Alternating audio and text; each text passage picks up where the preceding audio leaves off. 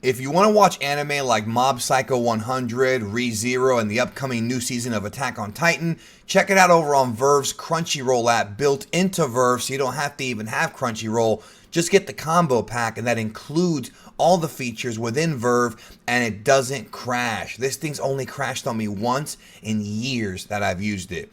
Check out Verve, try it out for free, vrv.co/geekdom. Try it for free now. Super Dragon Ball Heroes Episode 10 is in the books, the newest episode from the promo anime as we continue the Universal Conflict arc. There's only really two main, story points that we can take from this episode. A couple of things happened. There was actually, I would say, about four things that happened. Two of them were kind of a big deal. The other two really weren't. And we saw the introduction of a brand new character representing the Zamasu army. And we saw the fusion.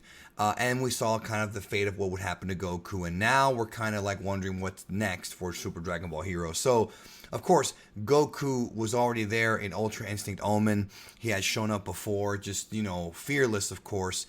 We have a fight early between Hearts and Ultra Instinct Omen Goku. And then there's the Furians attack, and they lose. And they have really good music early in this episode. Really enjoyed the music they played here. I thought it was fantastic. So Goku goes in, just blitzes them, blocking everything they have. We also see a very brief shot of Jiren versus Zamasu, where Jiren fires a blast at him and Zamasu just eats it. So the nerfing in Dragon Ball Heroes is very confusing. Not only do we have Jiren going toe-to-toe with Zamasu, which I get it. They have to power Zamasu up to be equal to Jiren, but this is Jiren. This is a very high level of power, and I get Zamasu has to be stronger. He's one of the bosses, but it seems a little silly to do it so soon and a little jarring. Same thing happened with Goku later on in the episode. So Kamioran happens. They do fuse. If you saw my episode spoiler video I did several weeks ago, I told y'all that they were going to fuse them in this episode, and that wound up being the case. And interestingly enough, the fusion came in and still was not enough to take on Ultra Instinct Goku. He was able to take on this fusion no problem with the Sifurians, Kamioran. And then Hearts comes down. He sort of he creates this like crystal sort of like he manifests this giant crystal in space, or not in space, in the sky, excuse me. And the crystal looks like something out of Sailor Moon. Like it's like something from another anime. Just very unique aesthetic to it. And it turns out that inside of this crystal is a new character, a new villain known as Logs, which is a pun based on the word glass. So you have this kind of crystal, this glass character. We find out that she's the character who took care of Cumber and sealed him originally. So that's kind of an interesting piece of lore. And she appears and she challenges Ultra Instinct Goku. And she defeats Ultra Instinct Goku. Goku uses his power to try to, first of all, I'm jumping ahead here. So Hearts throws the crystal at Goku. Goku blocks it and crushes it, he shatters it.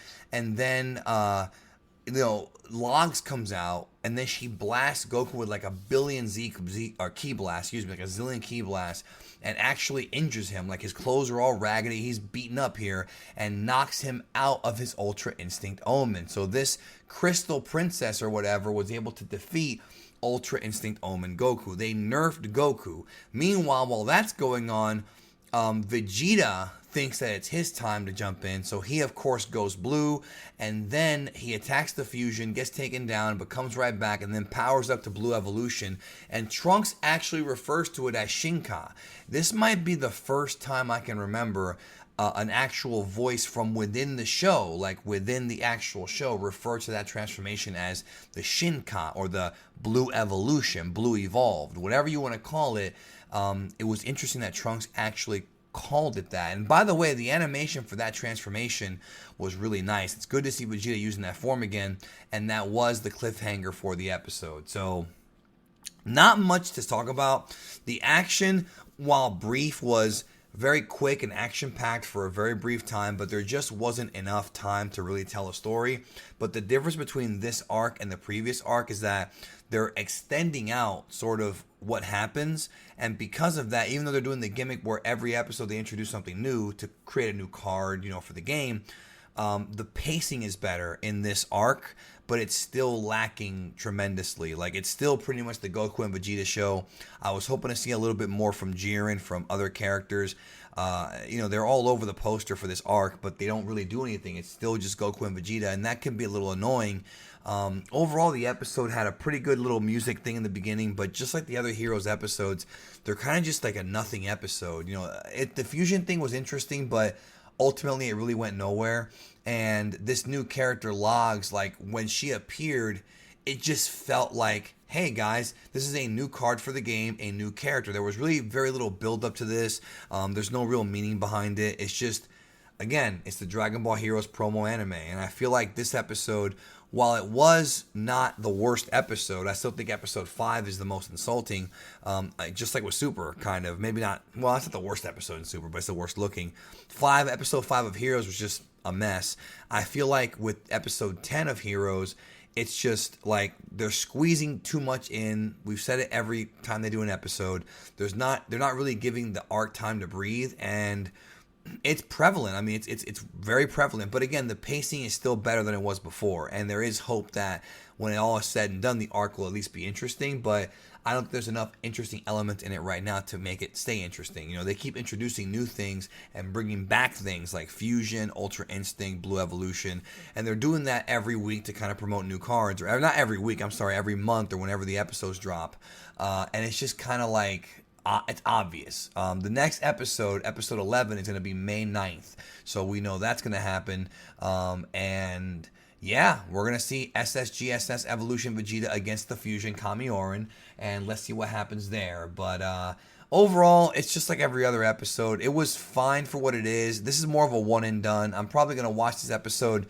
I watched it once already. I'm probably going to watch it one more time and then just kind of be done with it, because there's not really much substance here. You know what I mean? It's just a continuation of a story that is getting less interesting as time goes by, but I think can still be saved. I think it can still turn out at least to be entertaining.